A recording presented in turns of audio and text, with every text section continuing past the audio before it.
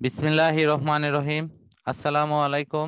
প্রিয় শিক্ষার্থীরা, আশা করছি পরম করুণাময় আল্লাহ তাআলার রহমতে তোমরা যে যেখানে আছো ভালো আছো। আজ আমি আমাদের প্রতিষ্ঠানের অনলাইন শিক্ষা কার্যক্রমের অংশ হিসেবে আহ, একাদশ শ্রেণীর পদার্থবিজ্ঞান দ্বিতীয় পত্র প্রথম অধ্যায় তাপ গতিবিদ্যা এর দ্বিতীয় সূত্র নিয়ে আলোচনা করব। পূর্বের ক্লাসের ধারাবাহিকতায় আজকের আলোচনাটি খুবই গুরুত্বপূর্ণ। আমরা জানি যে যান্ত্রিক শক্তি, আলোক শক্তি, শব্দ শক্তি, বিভিন্ন প্রকার শক্তি অতি সহজেই তাপ শক্তিতে রূপান্তর করা যায়, কিন্তু তাপ শক্তিকে কিন্তু অন্য শক্তিতে সহজে রূপান্তর করা যায় না। এটিকে অন্য শক্তিতে রূপান্তর করার জন্য প্রয়োজন একটি যান্ত্রিক ব্যবস্থার, আর এই যান্ত্রিক ব্যবস্থাটি হলো তাপ ইঞ্জিন। ফরাসি বিজ্ঞানী কার্নো এই তাপ ইঞ্জিন নিয়ে গবেষণা করেন এবং এই সিদ্ধান্তে উপনীত হন যে তাপকে কখনোই সম্পূর্ণরূপে কাজে রূপান্তর করা সম্ভব নয়। বিজ্ঞানী বিভিন্ন বিজ্ঞানী তাপ গতিবিদ্যার দ্বিতীয় সূত্রকে বিভিন্নভাবে সংজ্ঞায়িত করেছেন, এবং প্রত্যেকেরই মূল যে প্রস্তাবনা এবং তার যে মূল কথা সেটি কিন্তু একই, এবং তা হচ্ছে এই রকম যে তাপ কখনোই স্বতঃস্ফূর্তভাবে শীতল বস্তু থেকে উষ্ণ বস্তুতে স্থানান্তর করা সম্ভব নয়। বিজ্ঞানী ক্লোসিয়াসের প্রস্তাবনাকে নিখুঁত এবং উন্নত বলে গণ্য করা হয়েছে। প্রকৃতপক্ষে কোনো কোনো প্রক্রিয়া সংঘটিত হওয়ার শর্ত এবং সম্ভাবনা তাপগতিবিদ্যার দ্বিতীয় সূত্র থেকে পাওয়া যায়। নিচে এই সূত্রগুলোর বিবৃতি আমরা ক্রমান্বয়ে তুলে ধরছি। প্রথম হলো ক্লোসিয়াসের বিবৃতি।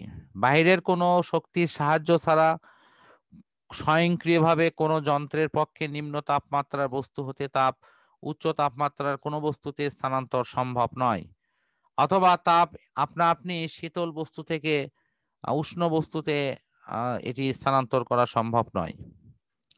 দ্বিতীয়টি হলো কার্নোর বিবৃতি। নির্দিষ্ট পরিমাণ তাপ শক্তিকে যান্ত্রিক শক্তিতে রূপান্তর করার মতো কোনো যান্ত্রিক সিস্টেম এখন পর্যন্ত পৃথিবীতে আবিষ্কার হয়নি।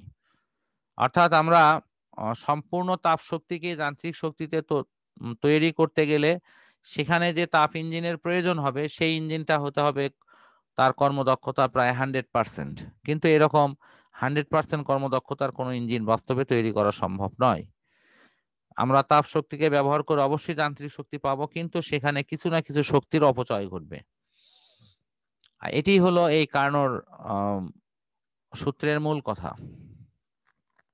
প্লাঙ্কের বিবৃতিটা এরকম যে কোনো তাপ উৎস থেকে অনবরত তাপ শোষণ করবে আর সেই তাপ আহ, কাজে রূপান্তর করবে, এইরকম কোনো যন্ত্র বাস্তবে তৈরি করাই সম্ভব না। অর্থাৎ অবিরামভাবে তাপ শোষণ করে অবিরামভাবে কাজে রূপান্তর করবে এরকম যন্ত্র পাওয়া সম্ভব না। অর্থাৎ তাপ শোষণ করবে, আবার সেটি হয়তো ক্রমান্বয়ে ঠান্ডা হবে, আবার তাপ শোষণ করবে, আবার কাজে রূপান্তর করবে, এভাবে পর্যায়ক্রমে কাজটি সম্পন্ন হবে।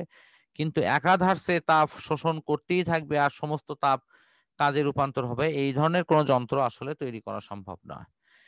বিজ্ঞানী ক্যালভিনের যে সূত্র সেটি এরকম যে কোনো বস্তুকে তার পারিপার্শ্বিকের চাইতে শীতলতম অংশ থেকে তাপ কখনোই উষ্ণতর অংশে অবিরামভাবে আহ, সরবরাহ করা সম্ভব না। কিন্তু আমরা কিন্তু এর বিপরীতটা এমনিতেই করতে পারি, অর্থাৎ উষ্ণতর অংশ থেকে তাপ শীতলতর অংশে কিন্তু এমনিতেই সঞ্চালিত হয়, এক্ষেত্রে খুব বেশি কিছু করতে হয় না। কিন্তু এর বিপরীত প্রক্রিয়া অর্থাৎ শীতলতম অংশ থেকে অধিকতর উষ্ণ অংশে তাপ সঞ্চালন করা কিন্তু এটি খুব সহজ কাজ না, এটি মানে এমনিতেই ঘটবে না। আশা করছি তোমরা বিষয়টি উপলব্ধি করতে পারছো। তাহলে আমি এই চারটি সূত্রের মূল বিবৃতি নিয়ে কথা বললাম। এর সার্বিক অপশনটা কি কি হইলো? এটি হলো এরকম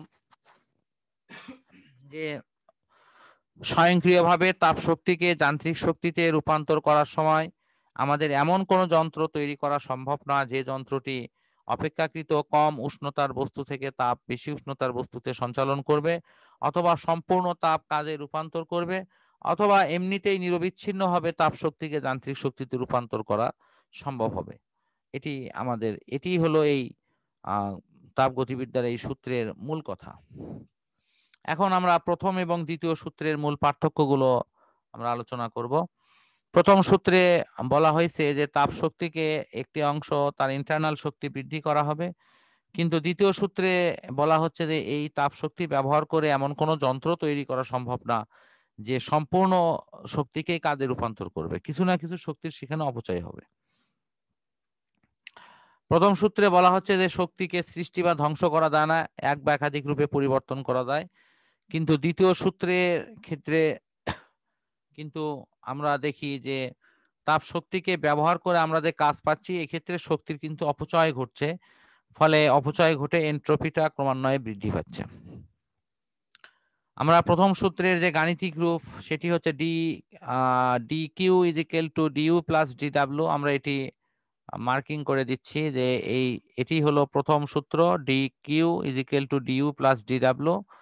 কিন্তু দ্বিতীয় সূত্রের গাণিতিক রূপ কিন্তু এইরকম নয়, এটি হলো D Q is equal to TDS, অর্থাৎ এনট্রপির বৃদ্ধির বিষয়টি এখানে বেশি গুরুত্বপূর্ণ।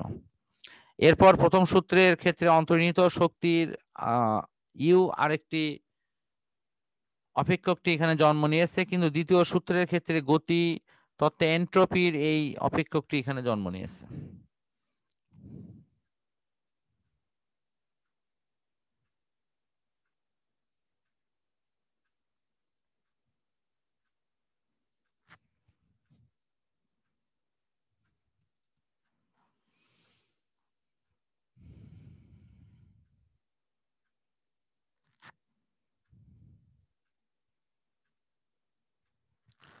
শিক্ষার্থী বন্ধুরা, আমরা এই এই পড়ার প্রায় শেষ দিকে চলে আসছি। প্রথম সূত্রের আরো কিছু গুরুত্বপূর্ণ বৈশিষ্ট্য নিয়ে এখন কথা বলবো।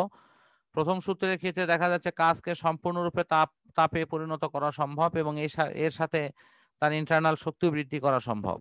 কিন্তু দ্বিতীয় সূত্রে কিন্তু আমাদের দেখা যাচ্ছে যে অবিরামভাবে তাপ শোষণ করে কোনো তাপের সমস্ত অংশকে শক্তিতে রূপান্তর করা কিন্তু সম্ভব না।